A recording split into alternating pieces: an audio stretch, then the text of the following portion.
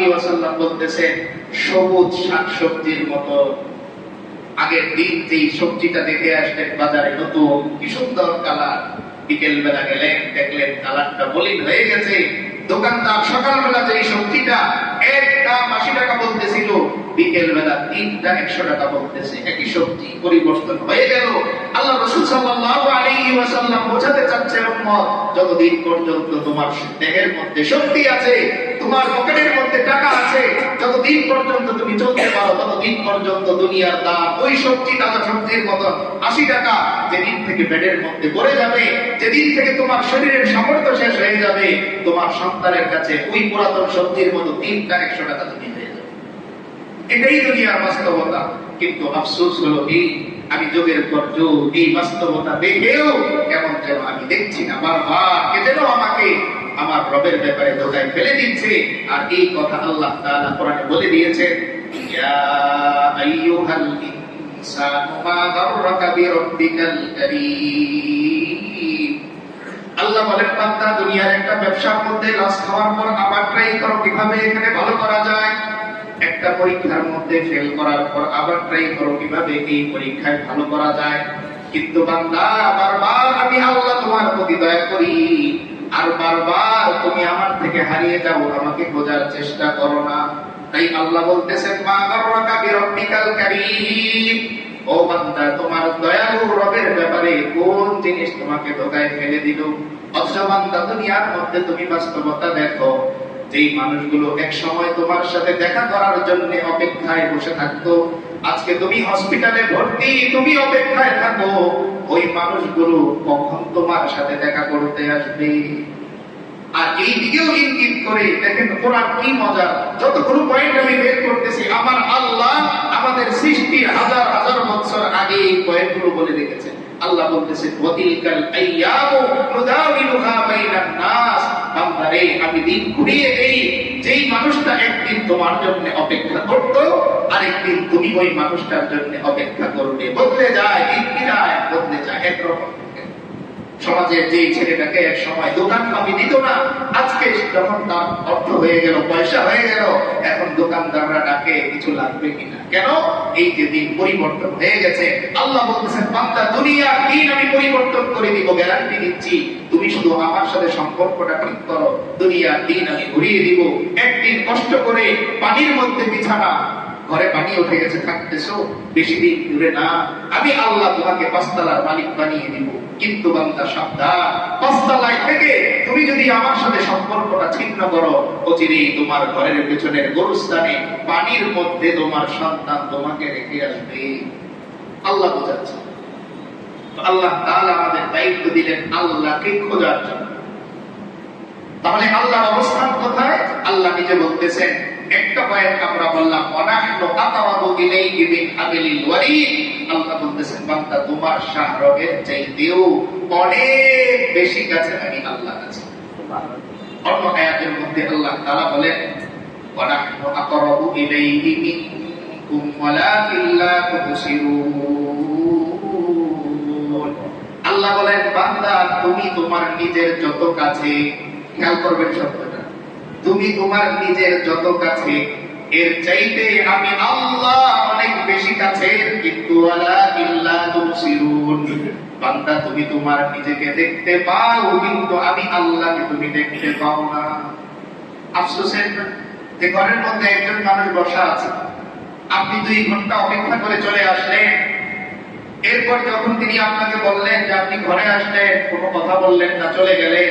আপনি যদি বলেন যে আমি তো আপনাকে দেখিই নেই, তিনি যদি বলেন যে আমি তো আপনার পাশেই বসা ছিলাম, কতটা আফসোস আপনার জন্য হবে যে 2 ঘন্টা একজনের পাশে বসে থাকলাম, দেখলামই না।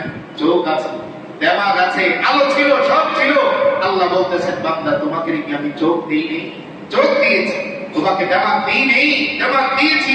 এজন্য আল্লাহ কোরআনে কারীমের সূরা বালাদের মধ্যে বলেন, আলাম নাজআল লাহু আইনাইন ওয়া লিসানান ওয়া শাফাতাইন।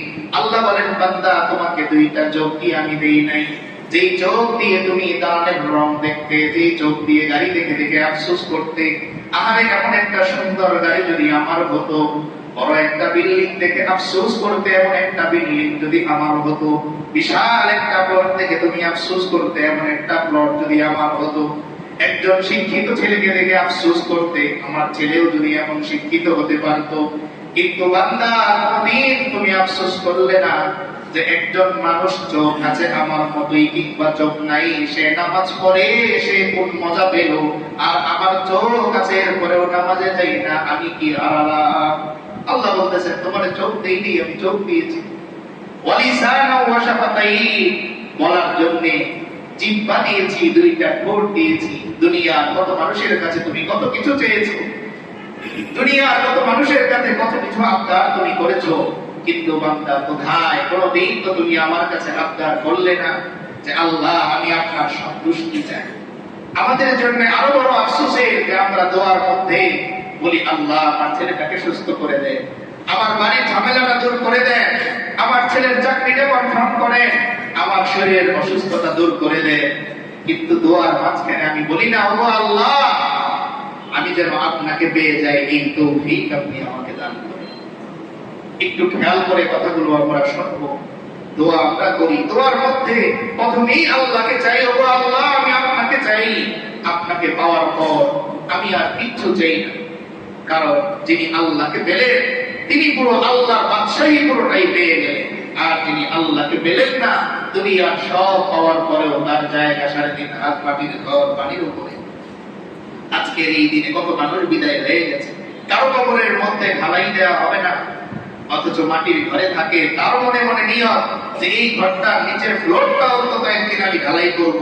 কিন্তু যেই বাবা এই ফ্লোর ঢালাই করে দিলেন, ছাদ করে গেলেন, ফাউন্ডেশন দিয়ে বাড়ি তৈরি করে গেলেন, আজকে সেই বাবার সন্তানেরাই একবারও নিজে চিন্তাও করে না আমার বাবা তো কোনোদিন পায়ের মধ্যে কাদা লাগাতেন না, কোনোদিন শরীরের মধ্যে এক ফোঁটা পানি পড়বে এটাও তিনি সহ্য করতেন না, বড় দামি গাড়ির মধ্যে চলতেন।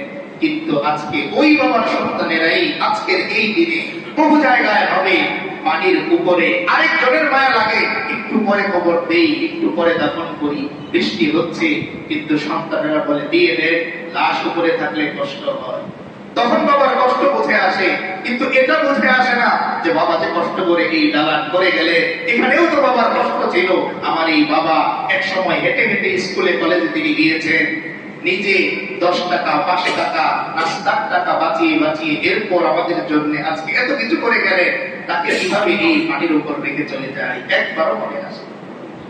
এই জন্য বারবার আল্লাহ তাআলা কোরআনে কারীমের মধ্যে সতর্ক করতেছেন, বান্দা এই ধোঁকার জিন্দেগি পেয়ে তুমি আমাকে ভুলে যেও না। আমি আপনি যেদিন থাকবো না, ওই দিনও দুনিয়া সব কিছু চলবে কি চলবে না, নাকি বন্ধ হয়ে যাবে? ওই দিন চলবে। আমি মনে করতেছি ছেলের পড়াশোনাটা শেষ হলেই পরিবর্তন হয়ে যাব।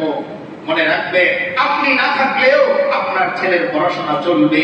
যেই চিন্তা করে আপনি আল্লাহকে ছাড়তেছেন, আপনি না থাকলেও তার ওই জিনিস চলবে, কিন্তু আফসোস হবে আমার আপনার জন্য তখন।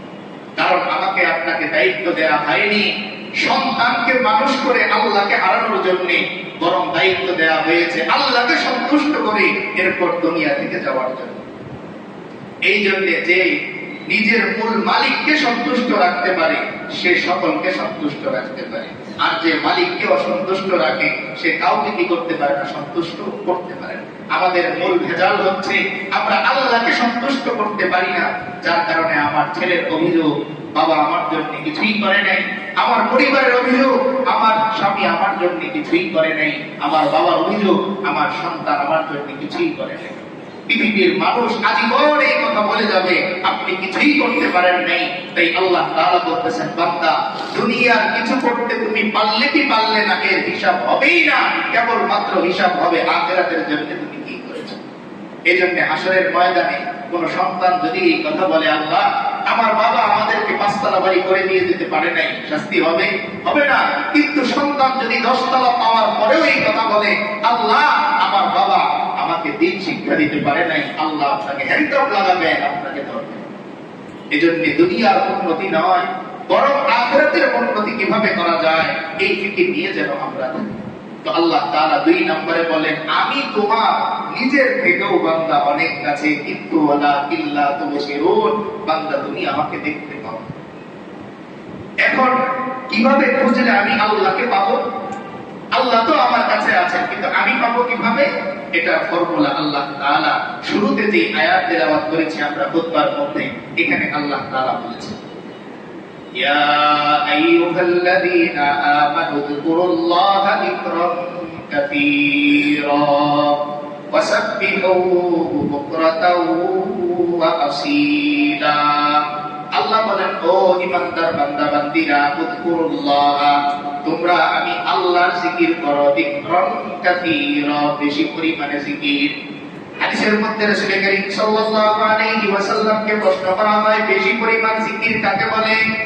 আল্লাহ রাসূল সাল্লাল্লাহু আলাইহি ওয়াসাল্লাম বলেন, আকসিরু যিকরাল্লাহি হাত্তা ইউকালু মাজনুন, এই পরিমাণ আল্লাহর জিকির করো যেন মানুষ তোমাকে পাগল বলে। কি বলে মানুষ? দেখবেন, যিনি যেই ব্যবসা নিয়ে থাকেন, যিনি যেই ব্যস্ততা নিয়ে থাকেন, ঘুমের মধ্যে ওইটাই দেখেন।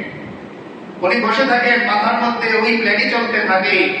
তাই আল্লাহ রাসূল সাল্লাল্লাহু আলাইহি ওয়াসাল্লাম বলতেছেন, এই পরিমাণ জিকির করো যেন মানুষ তোমাকে পাগল বলে। কার পাগল বলবে? আল্লাহর পাগল বলবে। আমরা তো দুনিয়ার পাগল হয়ে যাই, বাড়ির পাগল হয়ে যাই, গাড়ির পাগল হয়ে যাই, অর্থের পাগল হয়ে যাই, নারীর পাগল হয়ে যাই, কিন্তু আল্লাহ রাসূল সাল্লাল্লাহু আলাইহি ওয়াসাল্লাম বলতেছেন, হাত্তা ইউকালা মাজনুন, যে তোমাকে আল্লাহর পাগল বলা হয় এই পরিমাণ জিকির তুমি করো। কোরআনে কারীমের মধ্যে কোন বিধানের ব্যাপারে আল্লাহ তাআলা কাসীরা শব্দ যোগ করেন নাই।